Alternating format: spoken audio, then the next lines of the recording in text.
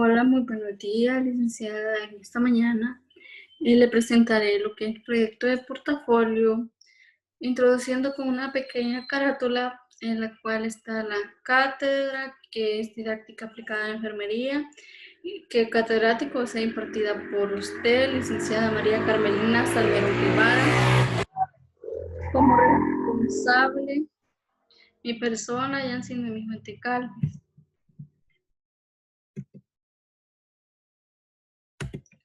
En la unidad 1 tenemos la didáctica como ciencia.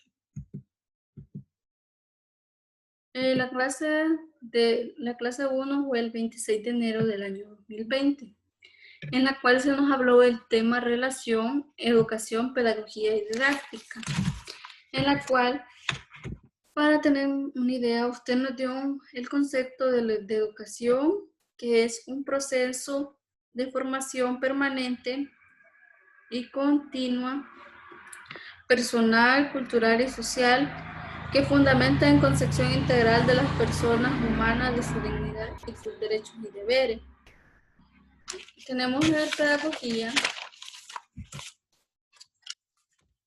que es como se nos dice, un conjunto de saberes que se encargan de la educación como fenómeno específicamente humano y típicamente social, según Matos. De ahí, como definición de didáctica, tenemos que es la ciencia de dirección del proceso de enseñanza y aprendizaje.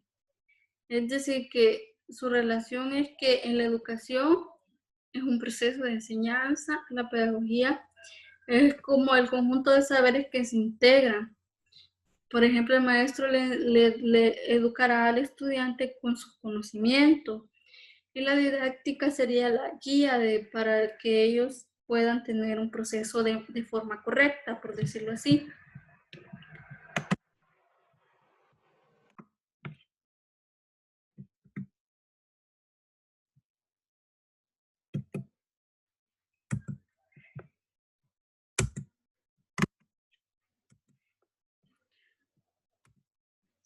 En la clase número 2, que se dio el 2 de febrero de este año, hablamos de la didáctica del siglo XXI y la didáctica crítica. Empezaremos con la didáctica del siglo XXI, que se decía que es el timón o motor de la educación multigeneral. Es decir, que es primordial que todo individuo, sea niño, adolescente o adulto, necesite de esta educación permanente, porque ayudará a que ellos se desenvuelvan mejor, porque como se dice, que en la educación del siglo XXI vamos a adaptarnos a los avances tecnológicos que se van presentando.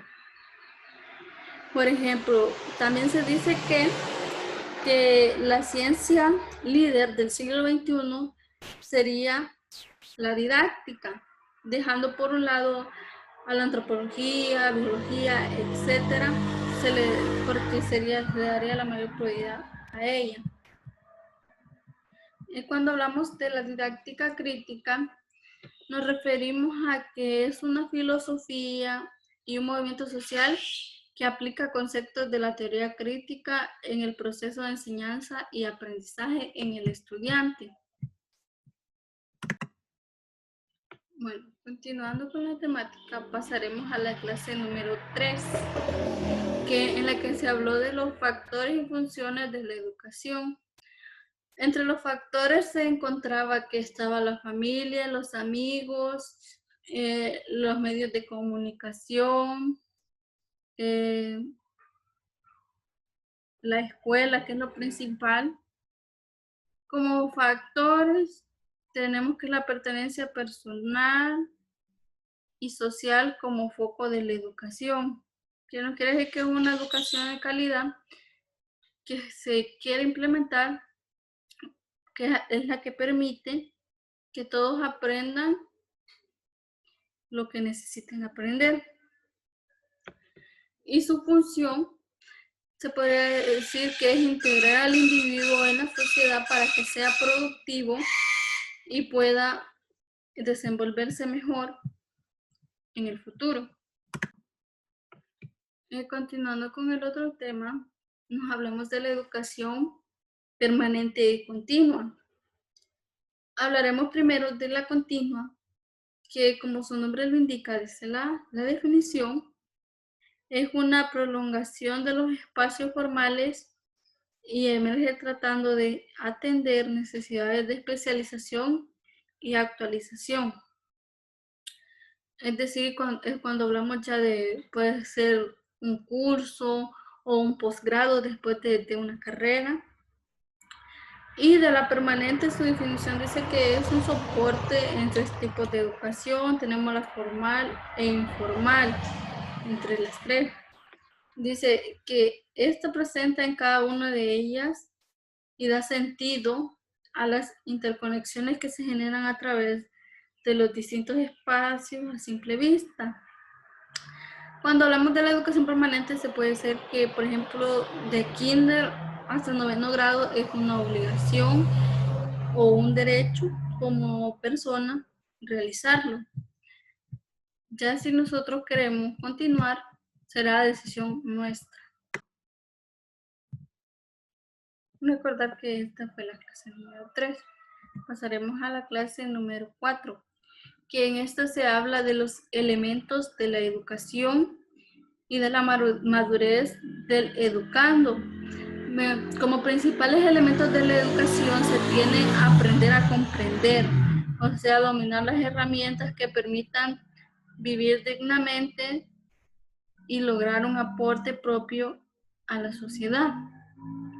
También tenemos aprender a ser, a fin de adquirir no solo el conocimiento o una calificación personal, sino las competencias que vamos a desarrollar como persona. También tenemos que aprender a ser, o sea, que florezca mejor la personalidad y se esté en condiciones de obrar crecientemente con una capacidad autónoma. Y el aprender a convivir también. Ya sea con el medio ambiente, con las personas, tenemos que tener nosotros la comprensión del otro, tener empatía. Cuando hablamos ya del otro tema, que sería la madurez del educando, se refiere a la posibilidad que un niño al momento que ingrese ya sea al kinder, posea un nivel de desarrollo físico, psicológico y social que permita enfrentar su situación. O sea, se va a evaluar que, digamos, el infante tenga desarrollado, por ejemplo, que le pregunten su nombre y que pueda poner atención para que se pueda desarrollar en clase.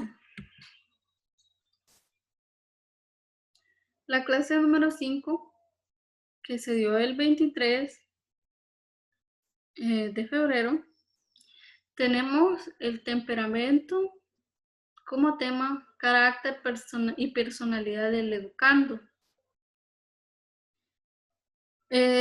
También tenemos la atención a la diversidad. Vamos a desglosar qué es cada uno, que por ahí son 3 conceptos que suelen utilizarse como sinónimo. Aunque hay una confusión, son diferentes. Por ejemplo, tenemos que la personalidad es la suma total de los patrones de conducta actuales o potenciales de un organismo. Mientras que el temperamento puede considerarse de las bases del desarrollo de la personalidad, en tanto que es el inclina de las elecciones de la persona.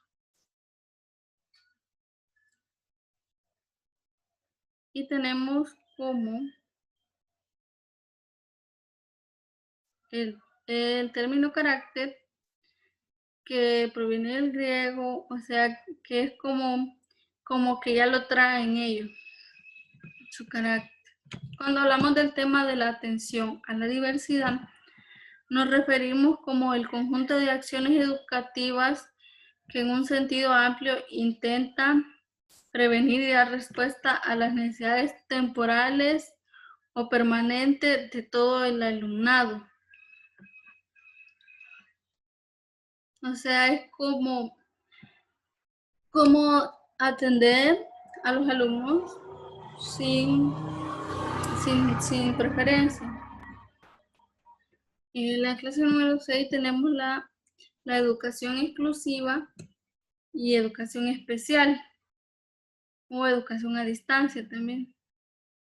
Se dice que la educación es un modelo exclusivo que busca atender las necesidades de aprendizaje de todos los niños y niñas, jóvenes y adultos que son vulnerables, etc.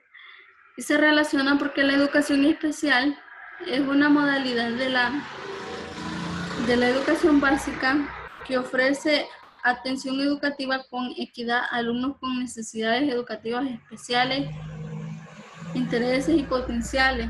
O sea que esta educación especial son para las personas que tienen una discapacidad física. Aquí tenemos una imagen que se relaciona con una pequeña frase que dice por una educación sin barreras, que es importante de nosotros en el ámbito personal poder aceptar a nuestros compañeros porque ellos también merecen su educación. Pasamos a la unidad 2, que es el sistema educativo de El Salvador, que se fue la clase 7, el 15 de marzo. Tenemos como tema origen de la educación en El Salvador. Tenemos generalidades y conceptualización de la educación y los niveles de educación. Por ejemplo, vamos a comenzar con la breve historia de la educación en El Salvador. Por ejemplo, se dice que la educación en El Salvador ha tenido muchas reformas a lo largo de la historia en busca de mejorar el sistema educativo y fortaleciendo el proceso de enseñanza, igualmente potenciar el rol de los docentes pedagógicos que puedan una mejor educación en los individuos. El sistema educativo de El Salvador tiene su origen al constituirse la República. En 1832, en el primer reglamento de enseñanza primaria, se decreta la instrucción pública que establece la creación de escuelas primarias en cada municipio del país que serían financiadas por la municipalidad. En caso de que ésta no tuviera en la posibilidad, serían los padres de familia quienes aportarían con contribución. Esos fueron sus orígenes. Ya como está formado el sistema educativo, actualmente tenemos que es la educación parvularia, la educación primaria o inicial. Bueno, la educación parvularia o inicial sería esa, la educación primaria, educación media y educación superior. Continuando como los niveles de educación, tenemos la educación inicial que lleva una sola línea a niños de 0 a 4 años, y la educación parvularia es el primer nivel de educación formal dentro del sistema. Comprende normalmente niños de 3 años de estudio. No es requisito continuar los estudios autorizados en la restricción al acceso de educación básica. Ya entrando al nivel de educación básica, según la Constitución Política de El Salvador, es obligatoria, gratuita, con la ayuda impartida por el Estado. Aquí normalmente se inicia de 7 hasta 15 años, que sería llegando al noveno. Ya empieza la educación media, que sería como un bachiller, se puede sacar general o con un técnico vocacional, por ejemplo, en contaduría, en salud, en secretariados, etc. También tenemos el nivel de educación superior, que vendría siendo la universidad, que se puede elegir cualquier carrera. Continuando. Tenemos la Ley General de Educación en El Salvador, que fue la clase número 8, impartida el 22 de marzo. tenemos que la Ley General de la Educación regula la educación que imparte el Estado o entidades en municipios, sus organismos desesterilizados y los particulares. Establece que todo habitante del país tiene iguales oportunidades, acceso y tránsito de permanencia para el sistema educativo formal. O sea que esta ley da la oportunidad y la oportunidad de que cualquier persona que habite este país tenga el derecho a estudiar y también sea una obligación para que esa persona se pueda superar. La clase número 9 del 29 de marzo fue los fines de la educación y sus perspectivas. Tenemos como dentro de la Ley General de Educación fines y objetivos, ¿verdad? Entonces, las perspectivas es lo que promueve las oportunidades para los niños y niñas, donde todas y todos puedan tener el acceso a formación académica desde los ámbitos que sean incluidos y que les ayuden a formar y aprendan a desarrollar sus capacidades, con el fin que la educación sea un producto de cultura, que el resultado sea como decirlo, que ellos se logren superar y que tengan propósitos en la vida y o sea que ellos puedan integrarse para bien en la sociedad.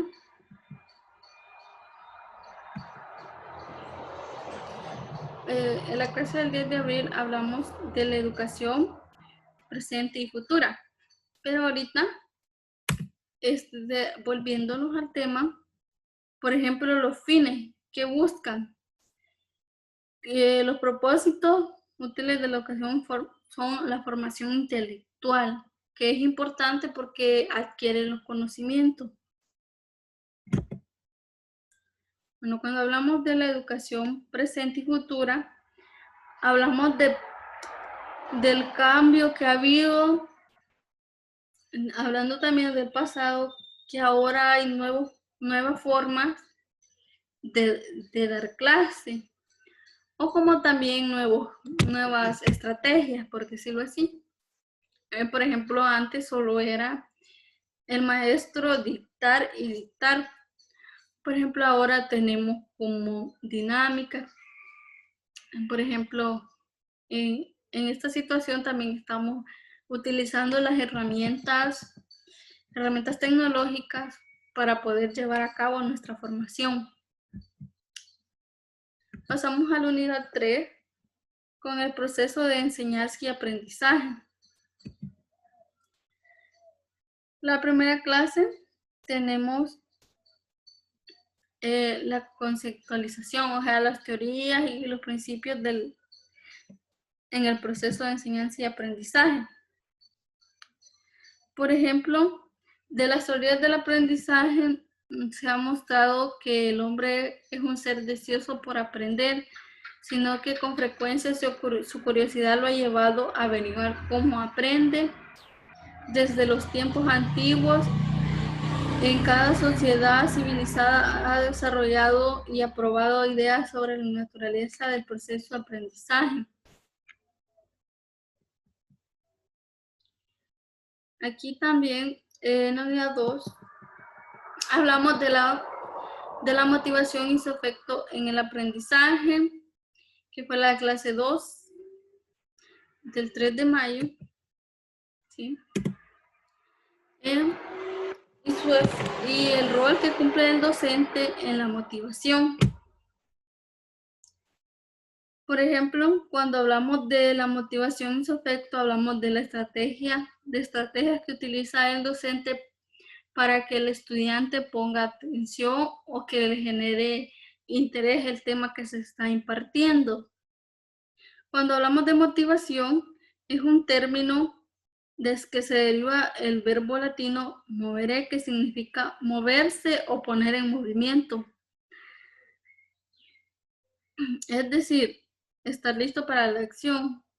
Por ejemplo, Cuando un estudiante quiere aprender algo, lo logra con mayor facilidad cuando quiere o cuando le interesa el tema.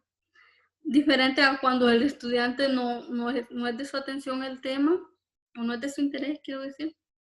Entonces va a provocar que el estudiante le cueste asimilar o aprender el tema. Cuando hablamos del rol que cumple el docente en la motivación, es un rol fundamental porque a través de sus actitudes o comportamientos y el desempeño que tenga él dentro de la aula, vamos a aprender nosotros. Por ejemplo, si el maestro busca estrategias como para que se nos haga más fácil compartir o entender la temática que él va a compartir, es parte de su rol. Cuando hablamos de la educación en los adultos mayores y también cómo aprende, fue la clase número 12. Oh, permítame. Sí. Fue la clase número 12.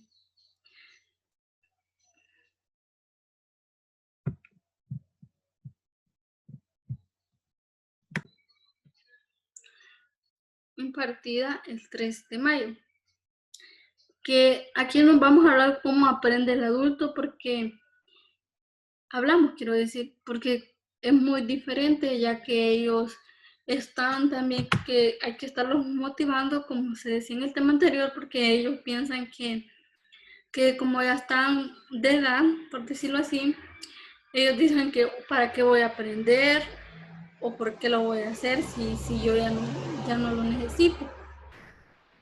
Pero también tienen que tener en cuenta que si ellos aprenden, les facilitará y obtendrán conocimientos, que es muy importante. Así que hay que motivarlos para que ellos sigan aprendiendo. La clase número 13, que fue la evaluación impartida el 17 de mayo, desglosamos el concepto de evaluación, que es una información sistematizada que hace referencia al nivel de desempeño del proceso educativo reflejado en el aprendizaje de los alumnos. Esta clase fue hecha por chat, donde hablamos de su concepto, los tipos de evaluación, que entre ellos teníamos evaluación diagnóstica, sumativa y formativa. Que decíamos que la evaluación diagnóstica era lo que se hacía como antes de impartir un tema para poder obtener los conocimientos que atraían los estudiantes. Y de esta manera nosotros podríamos analizar y buscar la forma de encontrar las habilidades, fortalezas y debilidades. Es decir, que nosotros haciendo este tipo de evaluación podemos conseguir en dónde tenemos que implementar más en el tema en el estudiante. Ya hablar de la evaluación formativa es aquella que se realiza concomitantemente en el proceso de enseñanza y aprendizaje como una parte reguladora y sustancial para adaptar y ajustar. O sea que cuando ya impartimos podemos hacer otra evaluación para verificar que ellos estén logrando obtener información y conocimiento de la temática. La evaluación sumativa esta siempre se hace ya a finales de, ya sea del ciclo escolar o lo que sea, para lograr obtener los resultados de cómo hemos implementado nosotros todos los conocimientos en el estudiante. Eso lo obtendríamos, lo que hemos conseguido como maestro.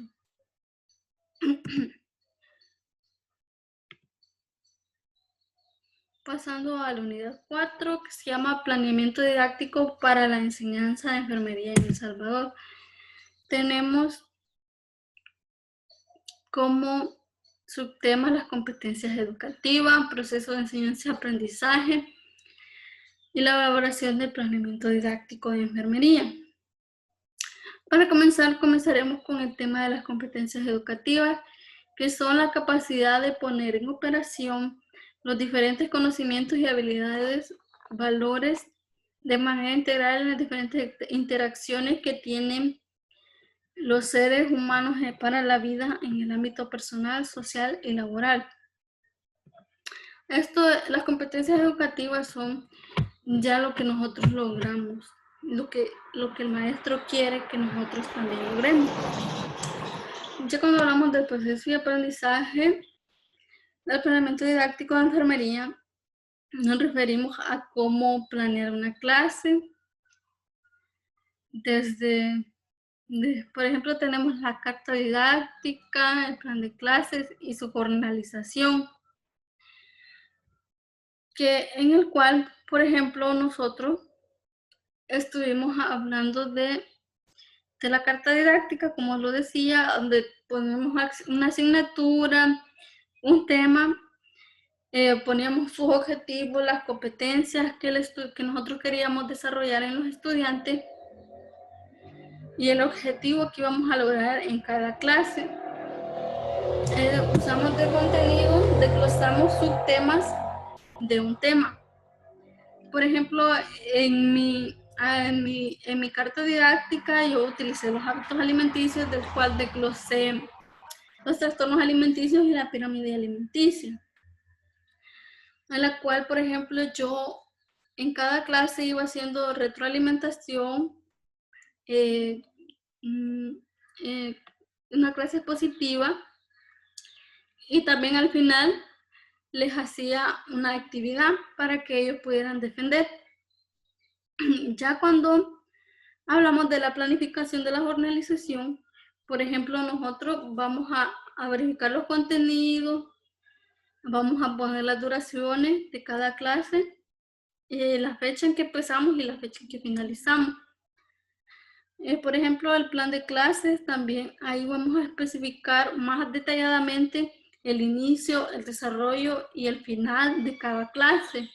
Por ejemplo, si vamos a entrar en el inicio con una reflexión, con preguntas antes de la temática que nos ayudarán a conocer el aprendizaje que ya trae el estudiante, y en el desarrollo que nosotros realizaremos la clase según nuestro plan, y el cierre que será con una actividad o con aclarando las dudas que tenga el estudiante.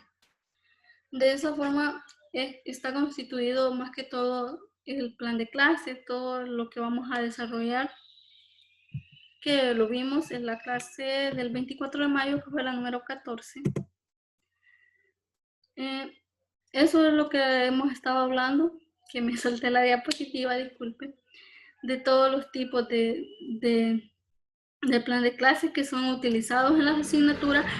Bueno, no solo en enfermería, sino que también en cualquier otras asignaturas. Toda asignatura debe llevar un plan de clase, porque ahí se va organizando qué contenidos se van a dar a impartir cada día y llevar un orden para que el estudiante vaya aprendiendo tal cual. Bueno, en esta clase de este día no fue tanto una clase, sino que fue como el que nosotros íbamos a presentar el portafolio de evidencia con un numeratorio y discurso pedagógico, o sea que sería la presentación de nuestro portafolio.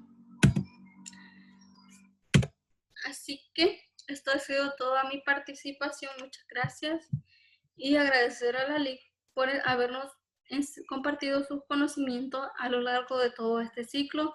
Por lo menos esto es lo que yo más o menos he aprendido, pero siempre voy a tener en cuenta y seguir practicando, porque esto a lo largo nos va a servir también, ya sea creando las charlas, entre otras cosas. Así que muchas gracias.